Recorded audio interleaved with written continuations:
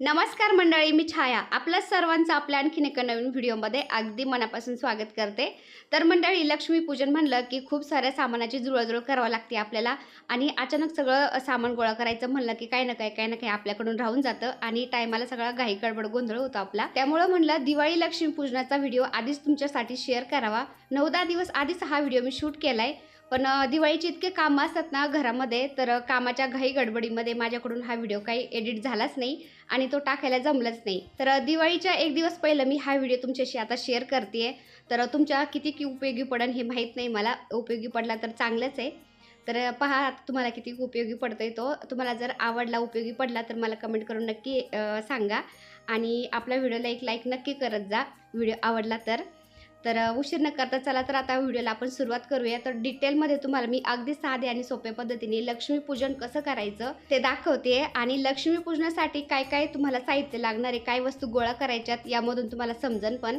तर उशीर न करता व्हिडिओला सुरुवात करूया चला तर मग। तर लक्ष्मीपूजन म्हणलं की आपल्याला थोडंसं सजावट केली की छान वाटतं, तर मी पण अशी थोडीशी सजावट केली, तुम्ही बघू शकता। तर लाल पिवळं कलर कॉम्बिनेशन केलं आहे कपड्याचं मी आणि प्लास्टिकचं असं हे कमळ मिळालं होतं मला आमच्या नगरमध्ये महावीर दुकानात, तर ते कमळ आणलं आहे मी। त्याच्यावरती असा लाल कपडा टाकला आहे मी, त्याच्यावरती स्वास्तिक काढून घेते। तर माता लक्ष्मीची आपली मूर्ती असते मातीची, तर तिच्याशिवाय आपली तर पूजा पूर्णच असते दिवाळीची, तर ती तिथं ठेवणार आहे मी। तर तिथं मी आता स्वास्तिक काढून घेतला। त्यानंतर कलशासाठी मी अष्टदल कमल काढलं एक कोपऱ्याला उजव्या साईडला तांदळानी।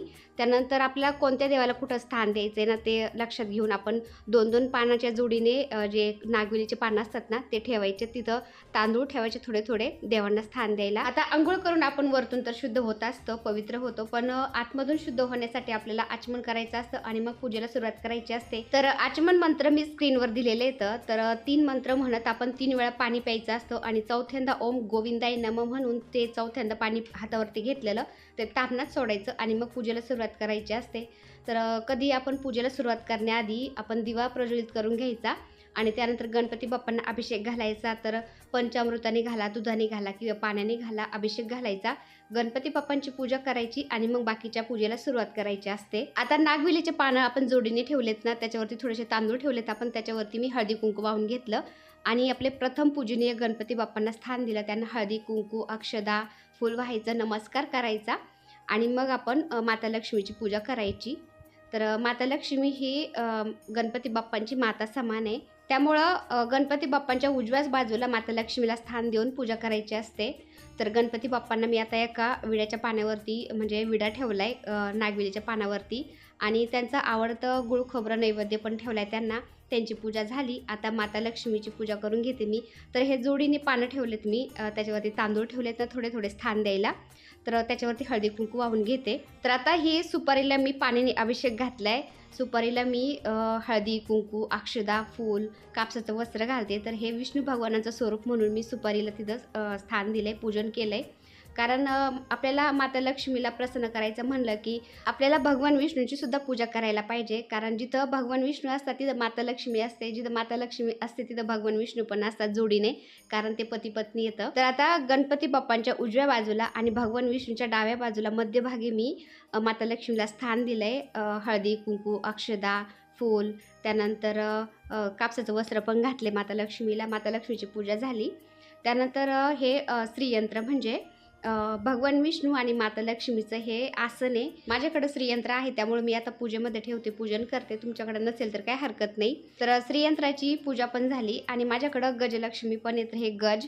तर असं म्हणतात की माता लक्ष्मी जेव्हा समुद्र मंथनातून प्रकट झाली होती त्यावेळेस ह्या गज आहेत ना यांनी माता लक्ष्मीवरती पाण्याने अभिषेक केला होता, त्यामुळे माता लक्ष्मीजवळ यांना खूप मोठं स्थान आहे। तर हे गजलक्ष्मीसुद्धा मी पूजेमध्ये ठेवलेत। तर मला असं खूप आवड आहे ना पूजेची, त्यामुळे मी असं पाठीमागच्या दिवाळीला गजांत लक्ष्मी पण घेतले होते, तर खूप छान आहे माझी गजांत लक्ष्मीची मूर्ती पण। आता कोजागिरी पौर्णिमेला आपण पूजन केलं होतं ना सुपारीच्या स्वरूपामध्ये कुबेर देवतांचं, तर ती सुपारी आपण धनत्रयोदशीला पण पूजायची असते आणि दिवाळीला पण। तर त्या सुपारीला मी कुबेर देवतांच्या स्वरूपामध्ये स्थान दिले। तर कुबेर देवता हे धनाचे देवता आहेत, त्यामुळे त्या सुपारी खाली मी 1 रुपयाचं नाणं ठेवलंय आणि कुबेर देवतांचं पूजन केलंय, हळदी कुंकू अक्षदा फूल वाहिले, कापसाचं वस्त्र घातलंय आणि ही शेवटची जी सुपारी ना ही सर्व देवतांची सुपारी आहे।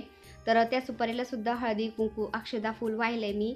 तर याचा अर्थ असा होतो की सर्व देवांची सुद्धा पूजा केली मी, सर्व देवांची पूजा झाली या पूजेमध्ये, असा अर्थ होतो. त्यामुळं सर्व देवांचे सुद्धा सुपारीचं मी पूजन केलं आहे. आणि ही जी मातीची मूर्ती आहे ना माता लक्ष्मीची, हिला सुद्धा खूप महत्त्व आहे आपल्या लक्ष्मीपूजनामध्ये. जसं की गणपतीमध्ये आपण गणपती बाप्पांची मूर्ती आणतो मातीची, तिची प्राणप्रतिष्ठा करतो, 10 दिवस सेवा करतो आणि त्यानंतर 10 दिवसानंतर पाण्यामध्ये तिचं विसर्जन करतो. त्याचप्रमाणे नवरात्रामध्ये सुद्धा आपण दुर्गा देवीची मूर्तीची स्थापना करतो, 9 दिवस सेवा करतो आणि नवरात्रानंतर त्या मूर्तीचं पाण्यामध्ये विसर्जन करतो. त्याचप्रमाणे दिवाळीच्या दिवशी या माता लक्ष्मीच्या मातीच्या मूर्तीचं तितकंच महत्त्व असतं. तर आपण दिवाळीच्या दिवशी माता लक्ष्मीच्या मूर्तीमध्ये प्राणप्रतिष्ठा करायची असते, मूर्तीची पूजा करायची असते मनोभावे, आणि दुसऱ्या दिवशी या पूजेचं विसर्जन करायचं आणि ही माता लक्ष्मीची मातीची मूर्ती आपण पाण्यामध्ये विसर्जित करायची असते. आता माता लक्ष्मीच्या मूर्तीचं सुद्धा मी पूजन करून घेतलं, हळदी कुंकू अक्षदा फूल वाहिलं. आता कलशाची स्थापना करते मी. कलशाचं सुद्धा खूप महत्त्व आहे. आपण कुलदेवीच्या स्वरूपामध्ये या कलशाची स्थापना करत असतो आपल्या लक्ष्मीपूजनाच्या वेळेस.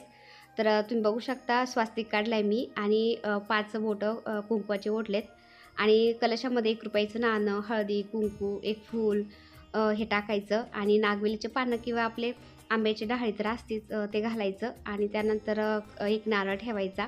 कलशावरती नारळ कसा ठेवायचा, ज्या बाजूने आपण नारळ तोडतो ना झाडाचा, तर ती बाजू वरती आली पाहिजे. तर असा कलशावरती नारळ आपण ठेवायचं आहे आणि नारळाला पण कलावा बांधायचा आहे, लाल पिवळा धागा, आणि कलशाला पण बांधायचा आहे. आता अष्टदल कमल काढून घेतलं होतं ना आपण तांदळाने, तर त्याच्यावरती कलशाला स्थान दिलं आहे. कलशाला पुन्हा हळदी कुंकू अक्षदा फूल वाहायचं. तर इथं आपला कलश म्हणजे स्थापित झाला. तर सणासुदीला कोणाकडे जास्त काही वेळ नसतो, त्यामुळं मी अगदी थोडक्यात घाई गडबडीमध्ये मी तुम्हाला शॉर्टकटमध्ये एकदम पटपट सांगते. तर हे पहा, आता मी धन आणि धान्य हे पण आपण पूजायचं असतं, धनत्रयोदशीच्या दिवशी पण आणि लक्ष्मीपूजनाच्या दिवशी पण. तर आपलं घरातलं सोनं ते पण मी पूजेमध्ये ठेवलं आहे आणि पैसे पण ठेवायचे थोडेसे. त्यानंतर ही तांदळाची रास मी काढून घेते ना, तर याच्यावरती आपल्या जे कुंभ असतात किंवा आमच्या इकडं तर बोळकेच म्हणतात, तर मी असं ऐकलं होतं कुंभ, तर मी कुंभ पण म्हणते आणि बोळके पण म्हणते आमच्या भाषेमध्ये. तर हे कुंभ बोळके भरलेत मी काय असन ते. तर धान्याने भरायचे असते. धान्य म्हणजे आपल्या घरातलं धनच असतं ते. तर सप्तधान्य कोणी पूजतं, कोणी पंचधान्य किंवा जे असेल ते आपल्या घरामध्ये आपण ते पूजेमध्ये ठेवायचं असतं. तर धान्यांचे हे बोळके भरून ठेवलेत मी. त्यानंतर त्यांचंसुद्धा आपण हळदी कुंकू अक्षदा वाहून पूजन करायचं आहे. तर हे पहा मी असं धान्य भरून ठेवले. एक जे कुंभ आहे ना बोळकं, ते मी पैशांनी सुद्धा जे कॉईन आहेत ना त्यांनी भरून ठेवलं आहे. आणि लक्ष्मीपूजनाच्या दिवशी आपण हळदी कुंकूसुद्धा आवर्जून पूजेमध्ये ठेवायचे. तर नवीनच आणायचं. तुम्ही धनत्रयोदशीच्या दिवशीसुद्धा आणून ठेवू शकता किंवा लक्ष्मीपूजनाच्या दिवशी जरी आणलं तरी पण चालतं. तर हळदी कुंकूसुद्धा आपण पूजेमध्ये ठेवायचं. आणि हा गजांत लक्ष्मी दिवा आहे ना माझ्याकडं, तर हा सुद्धा मी दर शुक्रवारी लावत असते ना, तर तो सुद्धा मी आता इथं प्रज्वलित करून घेते. गजांत लक्ष्मीचं दिव्याचं पूजन जर केलं ना, तर माता लक्ष्मीचं पूजन केल्यासारखं असं होतं. तर त्याचंसुद्धा मी पूजन केलं आहे. तर आपली ही दिवाळी 5 दिवस असते, वसुवार्षेपासून ते लक्ष्मीपूजनापर्यंत 5 दिवस दिवाळी चालते. तर लक्ष्मीपूजनासाठी आपण शिराई म्हणजे लक्ष्मी केरसुनी झाडू, आमच्या इकडं तर केरसुनी किंवा लक्ष्मीच म्हणायचे माझी आजी आई. तर त्याशी वेदिका ताईंनी कमेंट केली होती ना, त्यावेळेस मला कळालं की त्याला शिराई म्हणतात. तर आपण धनत्रयोदशीच्या दिवशी शिराई, मीठ, हळद कुंकू, धने, त्यानंतर बत्ताशे हे खरेदी करून ठेवायचे. तर ह्या दिवाळीच्या पिरियडमध्ये आपण हे खरेदी केलेलं चांगलं असतं 4-5 दिवस. तर लक्ष्मीपूजनाच्या आदल्या दिवशी आणलं तरी पण चालतं. तर पूजेची मांडणी झाली, तुम्ही बघू शकता. पंचमेवा पण ठेवले, काजू बदाम धने मनुके हे असं नैवेद्य ठेवायचा आपण आपल्या घरामध्ये जे अवेलेबल आहे ते. तर आपल्या यथाशक्तीनुसार आपण पूजा करायची असते. हेच नाही की असंच पाहिजे तसंच पाहिजे, तसं नाही आहे. तर मी तुम्हाला आधी पूजा करून दाखवली, त्याच्यामुळं मी काय हे फराळ वगैरे बनवलं नव्हतं. त्यामुळं मी नैवेद्य म्हणून मिठाई आणि फळं ठेवलेत. तर तुम्ही जे बनवलं असेल ते तुम्ही ठेवू शकता.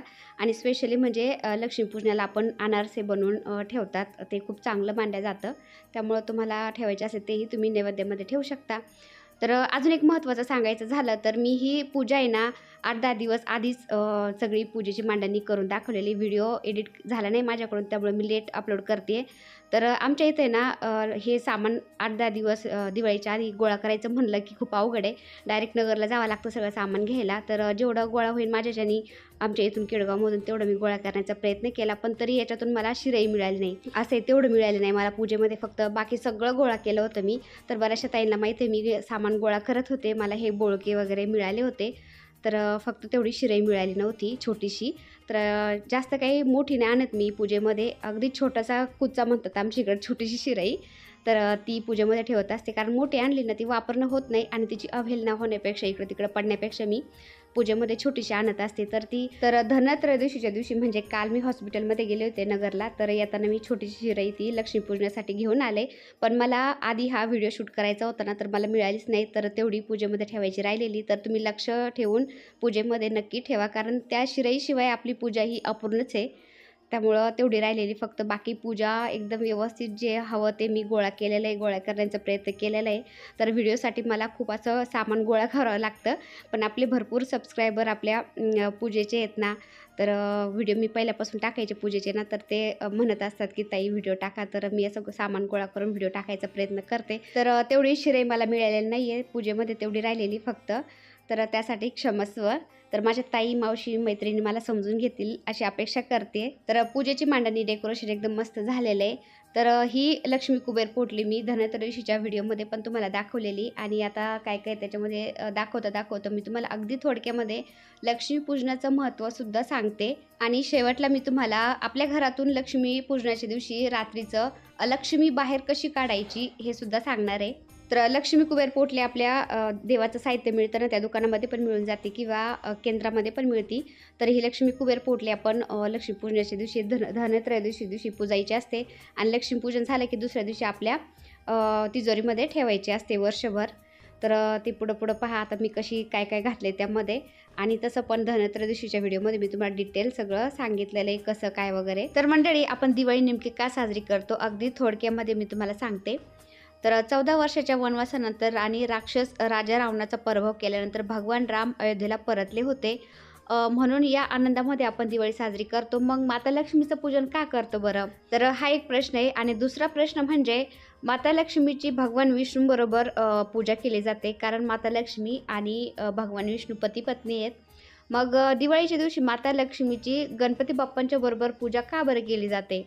तर हे बऱ्याचशा लोकांना माहीत नाही. तर आज आपण थोडंसं याच्याविषयीच माहिती मी तुम्हाला देते. सतयुगामध्ये समुद्र मंथनातून माता लक्ष्मी याच दिवशी प्रकट झाली होती. हा दिवस म्हणजे दिवाळीचा दिवस, त्यामुळे माता लक्ष्मीची पूजा केली जाते. तर पहा, दीपावलीचा पर्व हा त्रेतायुग आणि सतयुग या 2 युगांमध्ये जोडला गेलेला आहे. तर ते कसं? आणि त्रेतायुगामध्ये भगवान श्रीराम 14 वर्षाचा वनवास भोगून राक्षस रावणाचा वध करून याच दिवशी अयोध्या परत आले होते. त्यामुळे अयोध्यावासियांनी या दिवशी त्यांच्या स्वागतामध्ये म्हणजे दिवे लावले होते. दिव्याच्या उजेडांनी त्यांनी पूर्ण अयोध्या उजळवली होती. त्यामुळे या दिवशी आपण माता लक्ष्मीची पूजा पण करतो आणि दिवे पण लावतो. आता हा तर झाला पहिला प्रश्न. आता दुसरा प्रश्न पाहूया आपण.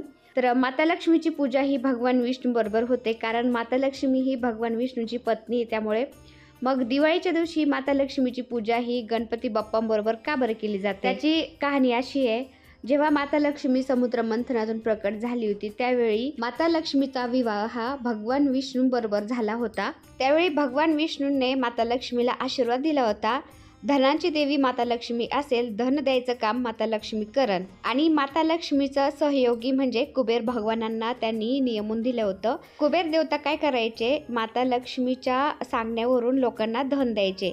पण कुबेर देवता खूप कंजूस होते ना, ते लवकर त्यांच्याकडून ते धन काढत नव्हते आणि देत पण नव्हते लोकांना.